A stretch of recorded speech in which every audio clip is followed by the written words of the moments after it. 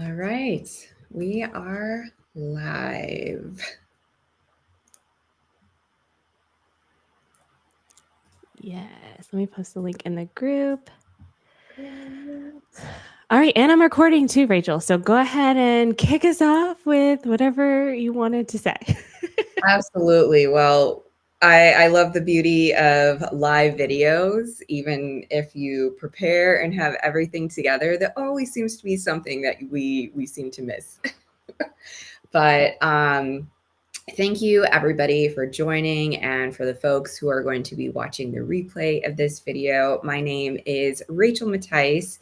I am the founder of RM Creative Services, a creative marketing agency based in Los Angeles and Las Vegas, and we amplify brands and artists to stand out with content and social media.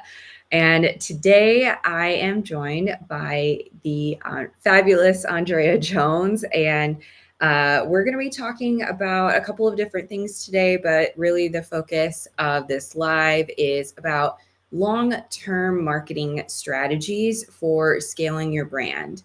I know that as a founder myself, we just celebrated our fourth business birthday this past weekend, and even across 4 years of doing business, there's been a lot of different strategies that we've tested out for gaining brand visibility to acquiring our first clients.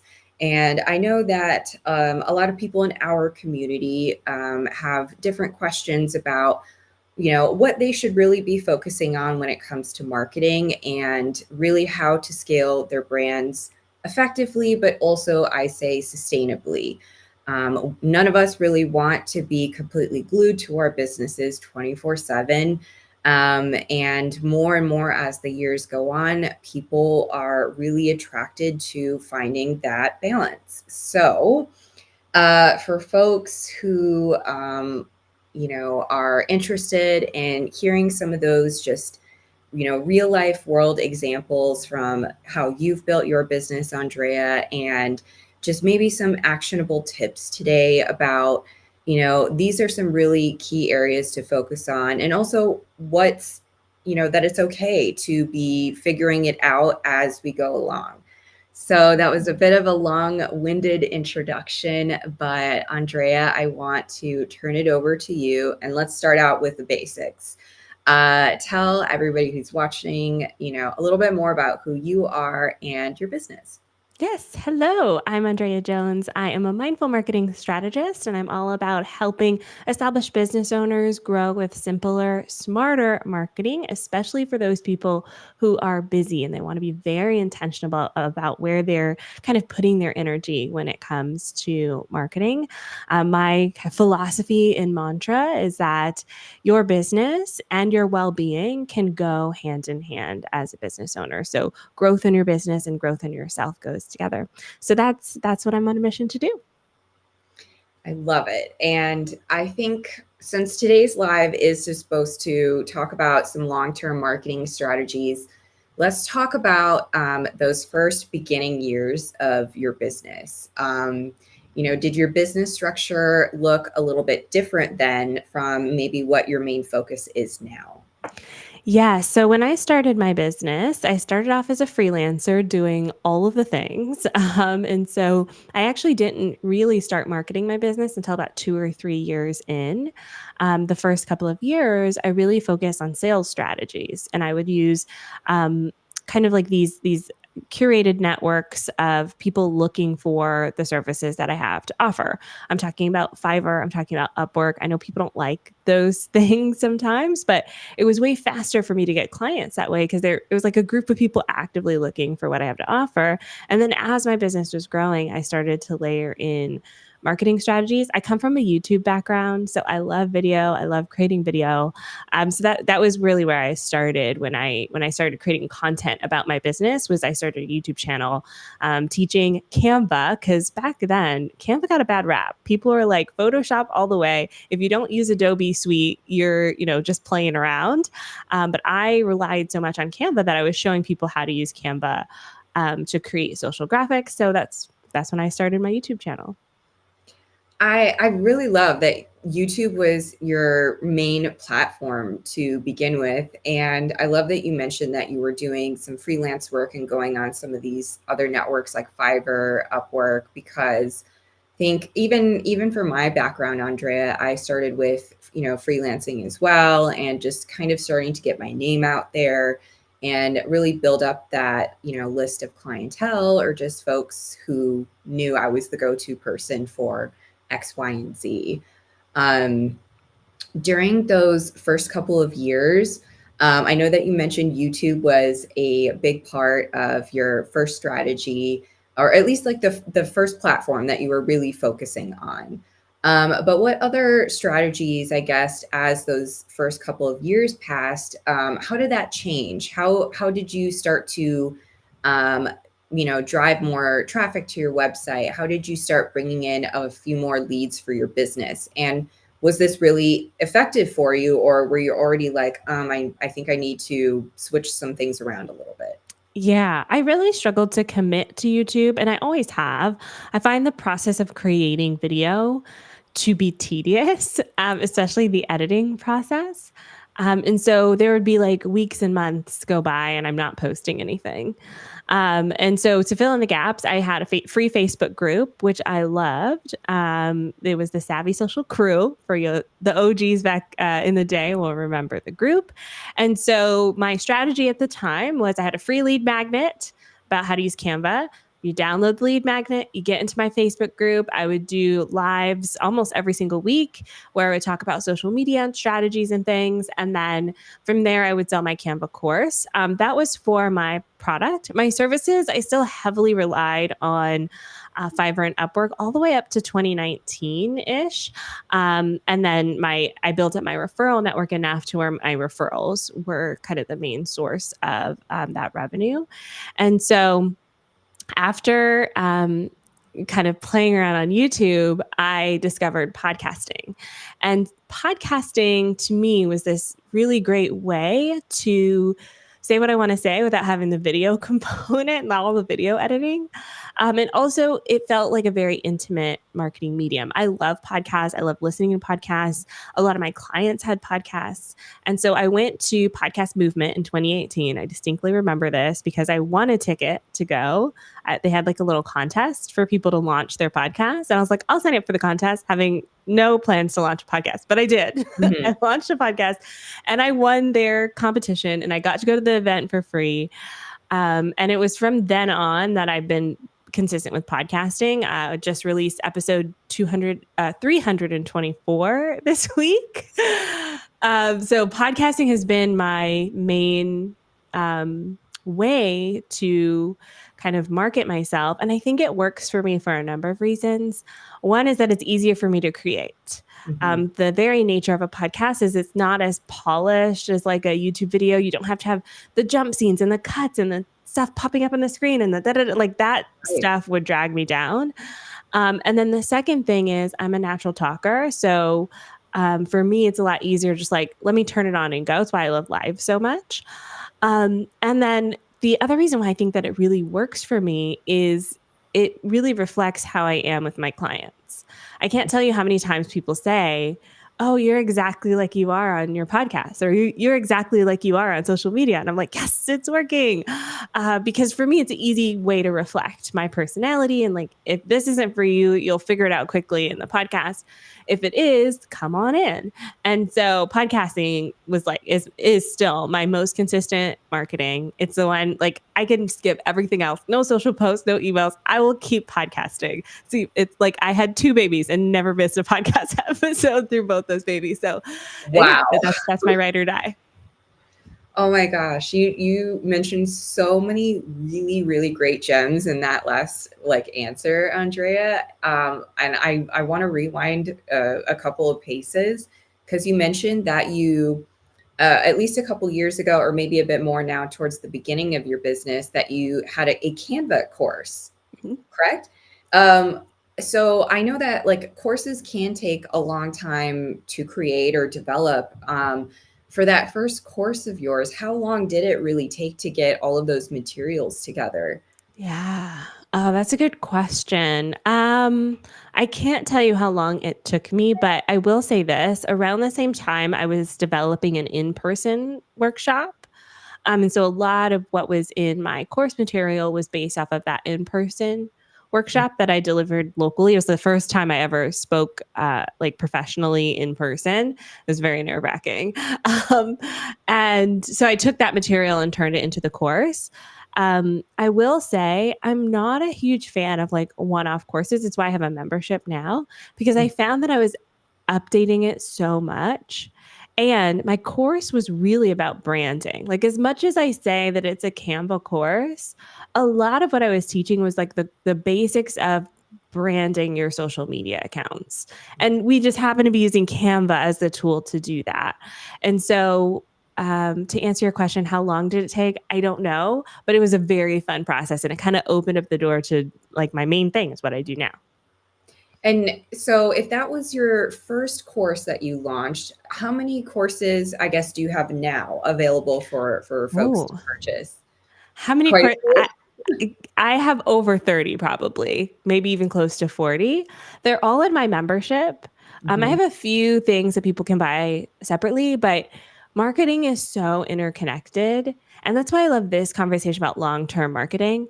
I was finding that and I tried last year actually, I did a really long stint of like, I'm just going to sell this Instagram course or I'm just going to sell this LinkedIn course. And I did sell a few, but the biggest value that I can contribute to my community is like how all the marketing ties together. And it's really tough for me to teach Instagram without also teaching lead magnets, sales funnels, and email marketing because Instagram by itself is great. It's lovely. I love it. I love meeting people. But if we're going to turn those beautiful people into clients and customers, there's like a lot of other marketing aspects that fall into play there. So yeah, I have courses and things available if you want to learn. Like one of my most popular ones is called Be Your Own B-roll.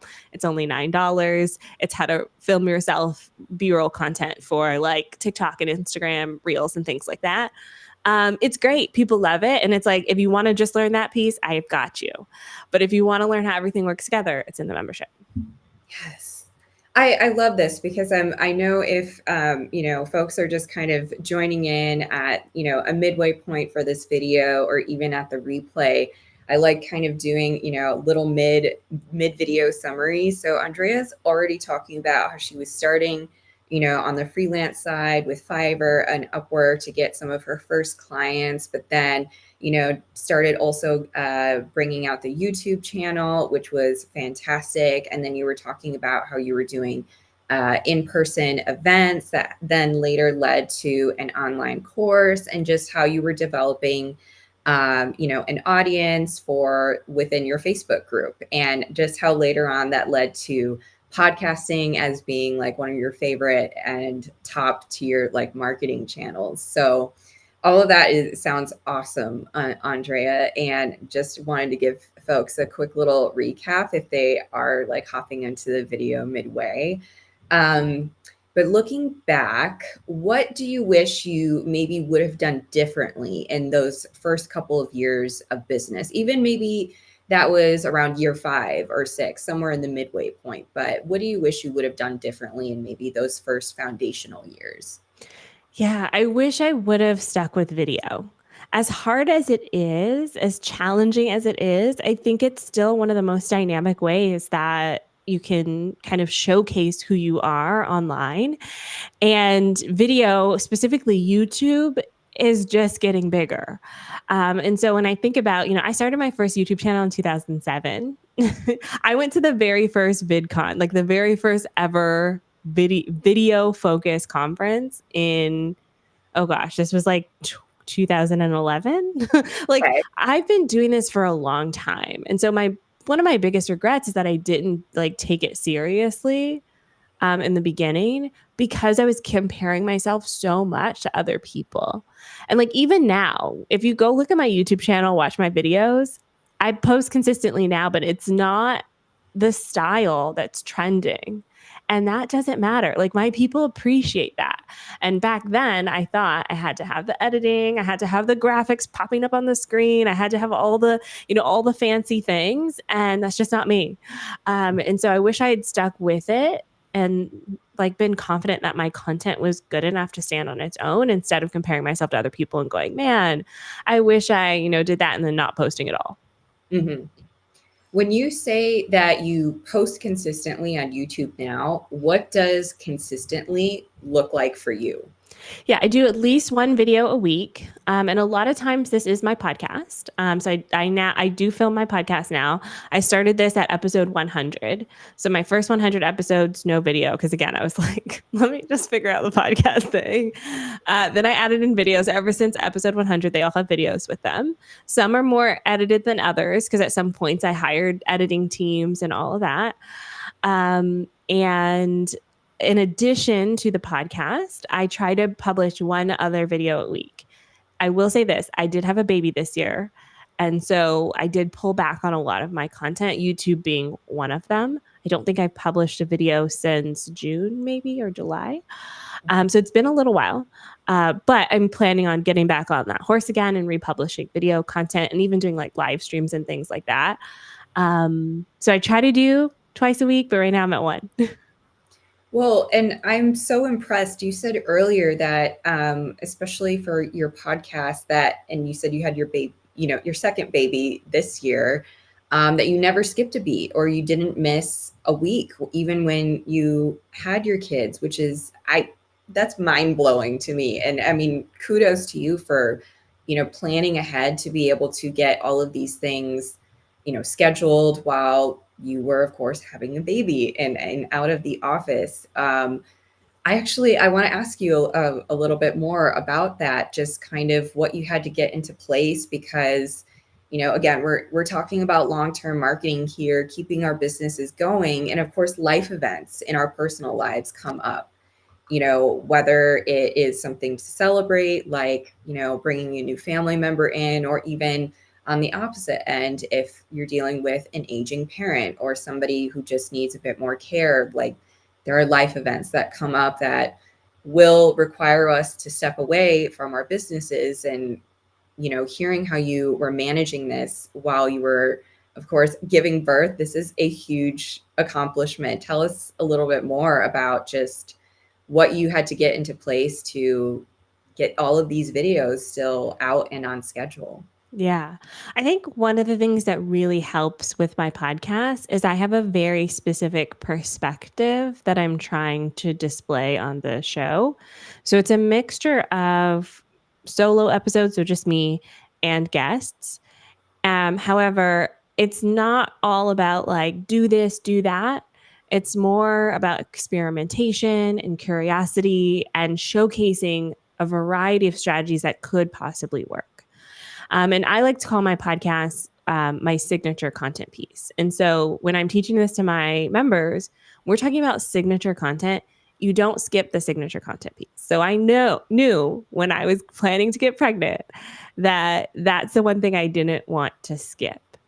And I also drastically underestimated how exhausting pregnancy is. So I did miss a lot of other things in my business. And even recording the podcast was very challenging. But I did it. I planned ahead. I knew what my perspective was. I have a wait list for my guests. So I just ended up doing more guest episodes than solo episodes. So um, it was a different kind of research like on my guests and their philosophies and their perspective versus me creating content. So that was helpful. I waited for my second trimester and then I like recorded as many as I possibly could while I had a fraction of my energy back. I had my team help me with editing, so I didn't have to edit. That was very helpful. And then we have a workflow where they would edit audio, video, upload to YouTube, upload to Libsyn, our podcast host, and all of that. So they would handle all of that. We use Airtable for like managing our schedule, so I know when all the episodes are coming out. So with my first kid, I actually recorded 6 months in advance. Which for my show was too much. At the time, this was 2021. 2021 is when I started recording it, had her in 2022. TikTok was just now blowing up, and I had a couple episodes on TikTok where TikTok changed by the time the episode was released. And so I had to do a little like, hey, so this episode's coming out. Things have changed. I still think this is valuable, but just know going into this episode that things have changed. And I took this inspiration from Good Mythical Morning, Rhett and Link on YouTube. They had like pre-recorded a bunch pre-pandemic and then had this little like blurb beforehand. So that's basically what I did. With my Right. second baby, I said, I'm not going to do that far in advance. So I only did, I think, 6 weeks ahead of schedule. It ended up being closer to 12 weeks because of the last 6 weeks. And then that's it. Anyways, and that worked out really well. But I felt like with my second one, I just needed more recovery time. It was like my second C-section, and I won't get tell the details. It was just a lot harder for me. So that was, she'll be 6 months old in 2 days. So this all still feels relatively new. And that was the thing. My non-negotiable was the podcast. And then I repurpose everything else, like my emails, my social posts, even to this day, I'm still repurposing social media posts and emails and stuff because I'm still like easing back into a regular workflow after having a baby. Yeah. Well, oh my gosh, there were so many really great tips that you had in there, but I feel like, of course, the whole underlying theme was like, well, you really just have to plan ahead and, have the discipline, stick to the schedule. Yep. Um, well, let's talk about, Andrea, like your first real big pivot in your business, when maybe there was a moment where you realized, okay, this maybe isn't working out the way that I want it to, or perhaps the pivot came because of, again, maybe one of these other big life moments in your personal life. When did you know that things weren't really working out and something needed to change? And what did that pivot look like for you in your business? Yeah. So I think my business has gone through two big pivots in the past in 10 years since I've been running it.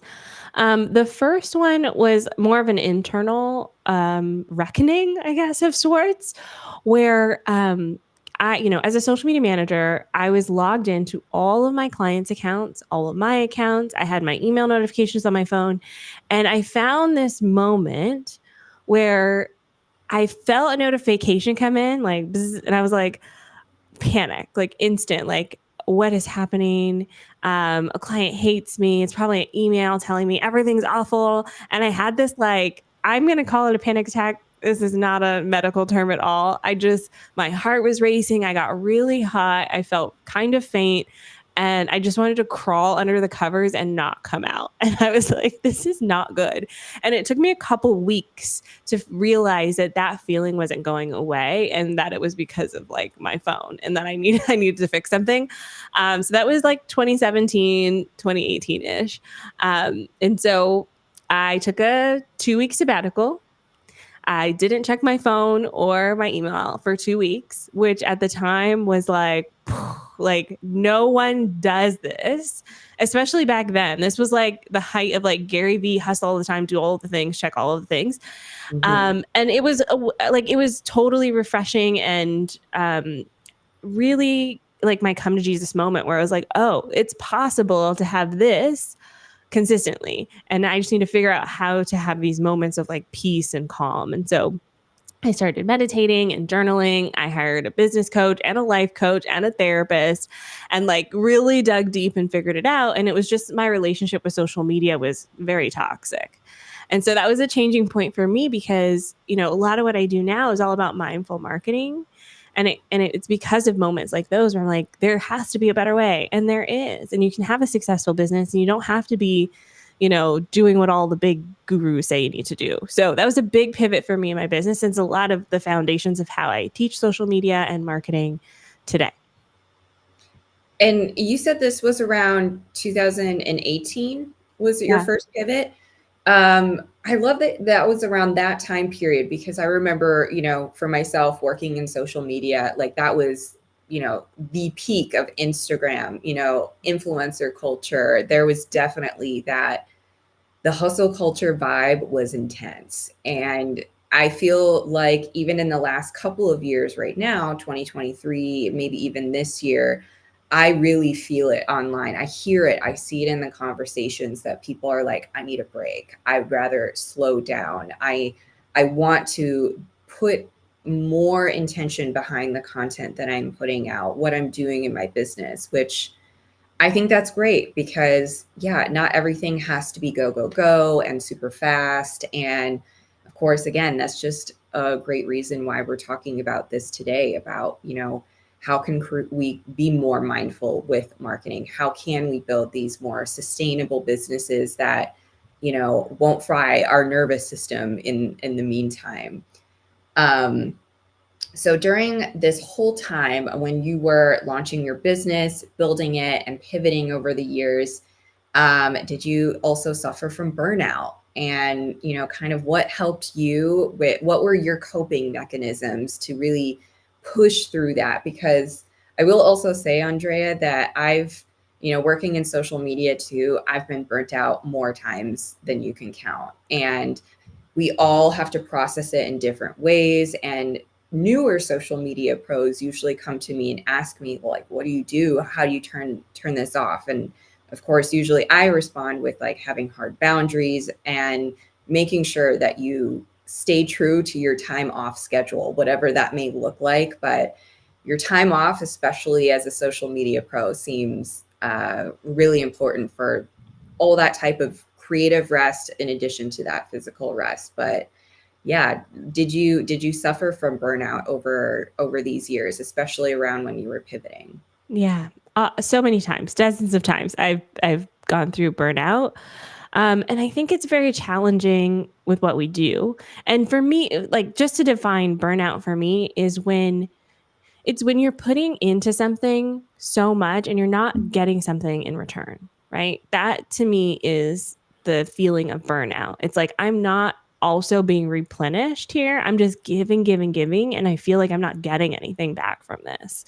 And that's where I feel like that heavy burnout feeling comes into play because we're giving too much of ourselves. Mm, And so this is something I've just had to learn over the years and that I'm still learning. And it's just like you said, it's all about balancing your boundaries and making sure that for me personally, I don't put too much of my time on social media. Even as someone who's like, social media is my job. I live and breathe social media. I love social media. Like, I met my best friends on social media. I met my husband on YouTube. Like, I love social media. And I do it for work. So I have to be very intentional about not doom scrolling when I'm not working.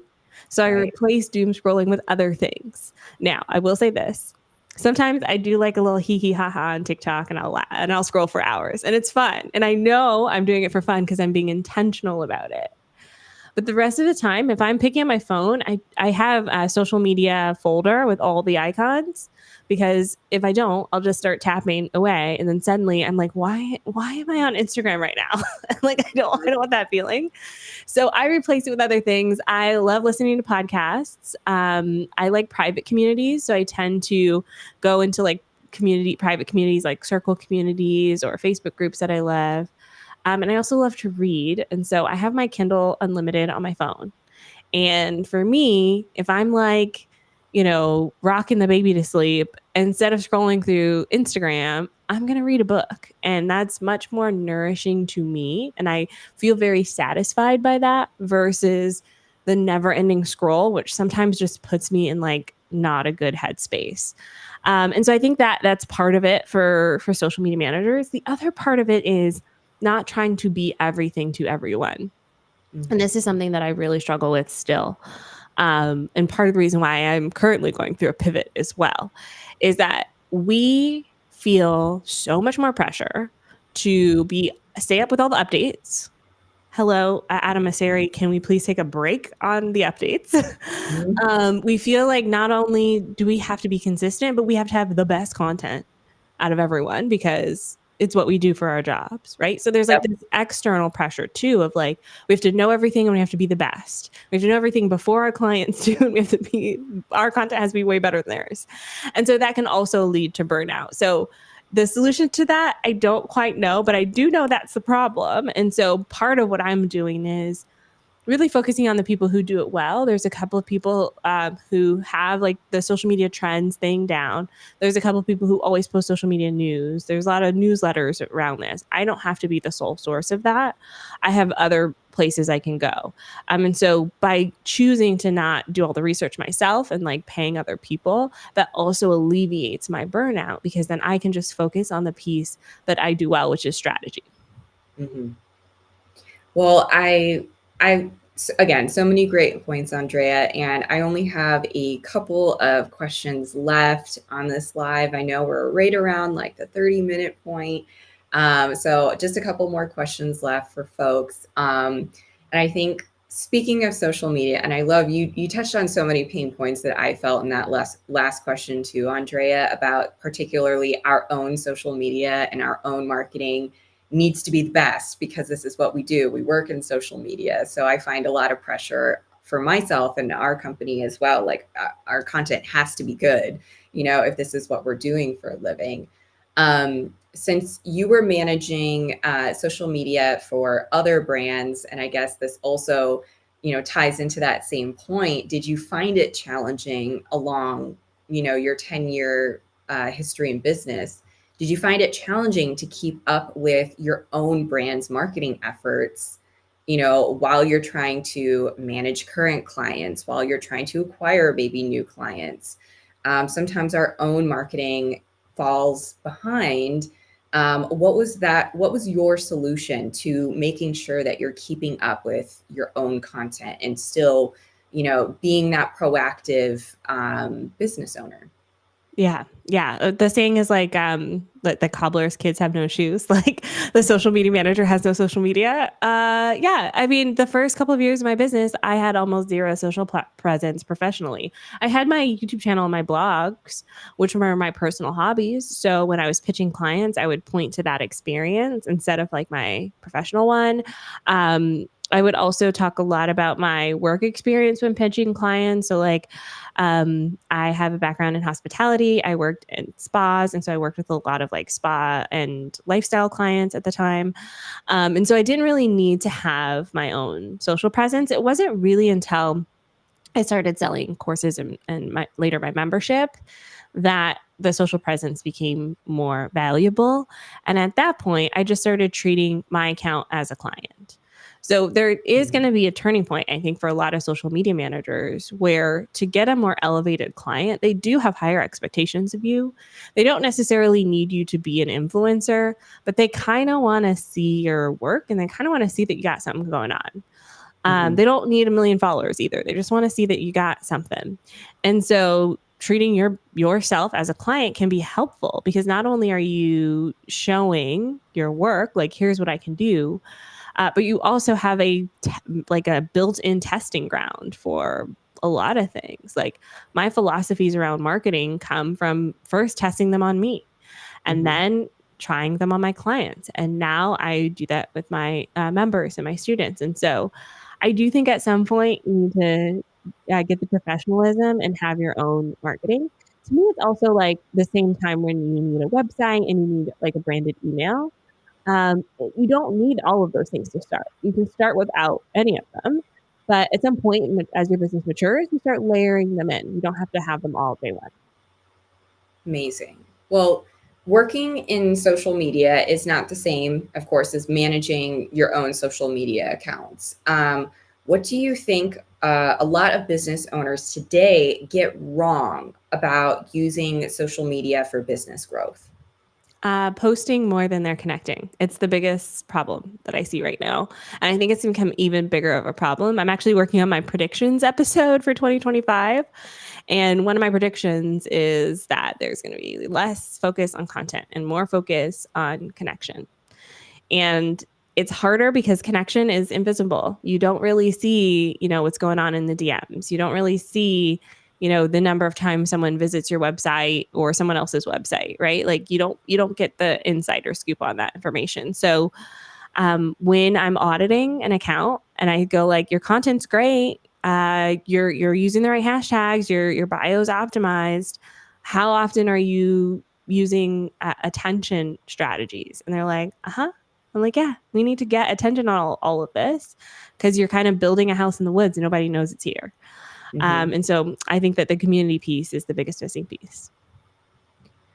Yeah, I think that's a really great segue because even with social media today in 2024, things have definitely shifted a lot. Even when I'm on threads, I see people expressing their frustrations about certain social media platforms and just kind of where things are at today. And again, I think that's a great segue for just how you have kind of transitioned into this latest and kind of final phase, at least with where we are at now, Andrea. What does that look like for you? I know with this live, of course, maybe some people who are watching or watching the replay might know a little bit about your latest news, but why don't you tell folks kind of what your focus is now today? Yes. So earlier this month, I retired as an agency owner and sold my agency, which is very exciting after running that business for 10 years. And now I'm focused on my programs. You can find everything at onlinedrea.com, but I teach mindful marketing strategies. I've got the podcast, I've got my program, I speak in other people's programs. It's a lot of fun. I am basically entering my content creator era as well. So ramping up the content game and just really leaning into the ideas around curiosity and play and building sustainable long-term marketing strategies that will stand the test of time and they're not, flash in the pan trends. So that's been my focus. I love it. Well, Andrea, this has been such a great conversation. And I think there's so many really great, little gems and treasures that like embedded throughout this whole video. And again, I don't know why I like doing these little recaps, but you were talking about starting on Fiverr, all the way to, from your first YouTube channel to then layering in some of those complexities with social media. Like, okay, well, if we're going to talk about Instagram, we do have to talk about lead magnets. We have to talk about what we're going to do with those folks who are coming to our social media pages and how are we going to turn them into paying customers. And then you kind of dove in a little bit more about your podcasting efforts, how you were building a Facebook group at the time, all the way to launching your first courses to, you said you're close to 30 courses now. Is that right? Yeah, it's got to be 30? over 30 at this point. I'm going to count after this.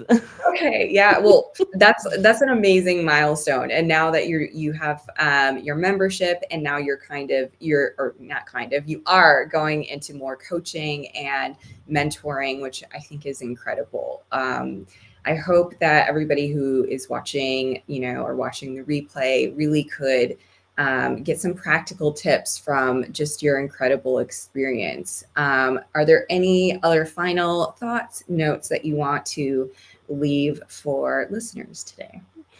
Yeah, I think when I think about marketing and social media in particular, the biggest kind of takeaway I want you to have from all this is that you get to decide how you want to use these tools. All of these tools are available to you, and a lot of them are free, right, or low cost.